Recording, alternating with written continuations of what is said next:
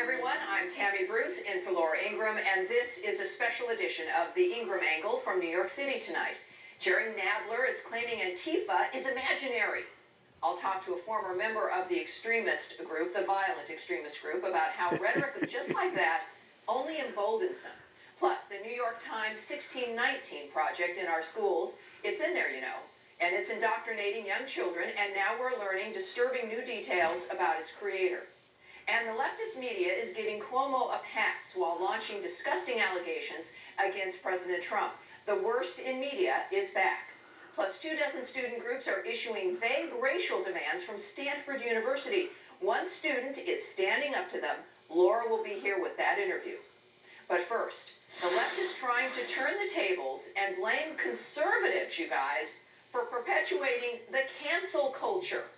Newsweek is now claiming that conservatives are weaponizing it to, quote, tame anti-liberal, anti-Trump celebrities, as though they needed to be tamed. And of course, some of the anti-Trump celebrities being exposed as hypocrites are hyping this claim. Alyssa Milano, as an example, retweeted the article, but was, of course, immediately mocked for doing so.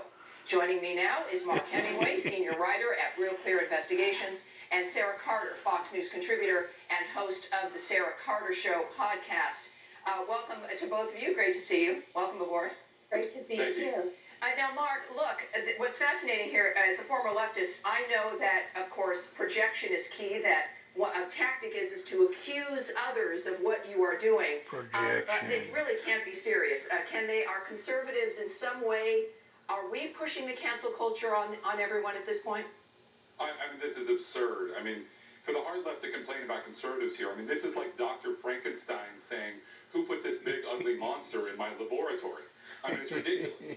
They created this mess, and if they want out, they're going to have to embrace free speech and tolerance like the rest of us. You know, what seems to me, Sarah, interesting is that when they begin to try to retreat a little bit in this way, blaming others, it might indicate that they've realized maybe something's gone too far. Could the Jimmy Kimmel situation and other situations now be making them realize that they're not going to be immune from this? I don't know. I hope so. I hope so, Tammy, but I have a feeling that they want to continue to pursue and push forward. They don't care if they victimize others in their group. See, some of them feel that they're that they will never be caught. They believe they're above reproach, right? Accountable. They believe it only goes one way. So I don't think they mind eating their own as long as they get what they want in the end. I do think that some of them have regretted it, like Jimmy Kimmel and others, and they're probably sitting back wondering what's going on. I can tell you that the rest of America, when I'm out here in Utah and when I travel to other places throughout the country and I talk to people, they just wonder what's going on. They say it's not like that here in our communities in the Midwest, in small towns. We're not operating this way. And they see what's happening with this cancel culture. They see what's happening with their children, and they see what's happening in the major cities, and they're worried. I'll tell you, and perhaps they should be, because Mark, I mean, a lot of this, especially as it's covered by media, yes, the target is a subject that matters, but really the larger message is to everyone else. That if we can get rid of this person, imagine what we can do to you. Very much, Mark, would you agree? It's much like a kind of a cultic training about making people afraid of speaking up or speaking their minds or saying nothing because they don't know what's safe. Oh, that's exactly like being right. a barn band. It's very much about intimidation, and not only is it about Jehovah's intimidation, Witness. you're right. I mean, the comparison to a cult is not inapt. What they're trying to do is they're trying to like make you afraid to the point where you just break and go along with what they're doing, and we can't let that happen. I mean, I do think that there is some encouraging signs. I have seen people who are out and out liberals, but still care about free speech and understand the dangers here. They're not going to go along with something that is essentially cultural Marxism. And we need to, find common cause with the right people and push back against this hard, because they're making up the rules as they go along. And in those kinds of conditions, like Sarah said, they're not afraid to eat their own. They want to make this a third world country. The mobs will come for everyone sooner or later. And at some point they might come for us with masks in their hands, because I want to bring up something else here also for us. Here is how Joe Biden wants to use federal power if he were to ever become president. Listen to this. I would insist that everybody on public be wearing that mask. Anyone to reopen would have to make sure that they walked into a business that had masks. Couldn't you use your federal leverage to mandate that, though? Yes. And would you? Yes, I would. From an executive standpoint, yes, I would. So you would, in effect, mandate the wearing of masks? I would do everything in my possible to make it required that people had to wear masks in public.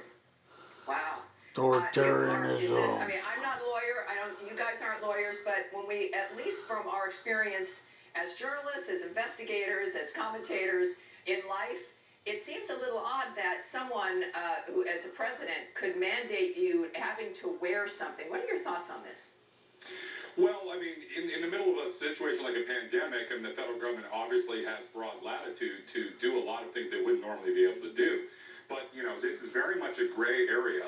And it would be redundant with a lot of the existing mask laws at the state level, mask requirements at the state level. Right. And it would be very, very hard to enforce. I'm just not sure that it is it should be a priority for the federal government. But further, if people aren't wearing their masks, and I think they should wear it as appropriate. Sure. If they're not doing that, the people in the federal government need to ask themselves why. And a lot of that is because the federal government and public health officials, sacrificed a lot of institutional credibility over the past couple of months. Let me get Sarah into this as well, because isn't that part of it as well, that we're looking at a growing illegitimacy in some sense, and Americans are different creative people, if you will, and we need to be able to take the government seriously. Sarah, do you think that's something that Americans would ever accept? Look, no, this is the United States of America, and although the federal government has wide latitude, it's up to the individual states. Every state, unfortunately affected by COVID-19, has dealt with this in their own way, in their best way possible. Some states have done better than other states, but it is not up to the federal government to babysit Americans. Americans are smart. Americans take responsibility for their actions, and if they don't, then of course a price is paid for that. But we have liberty and freedom here. Thank you, Sarah. I mean, that's why we're a republic, because we expect a little level of freedom. Both of you, thank you very much for joining me tonight. I appreciate it. Lots of stuff going out there. Mark and Sarah, thank you. Have a good night. And now, a federal judge today smashing back at Andrew Cuomo and Bill de Blasio. I'm glad somebody is.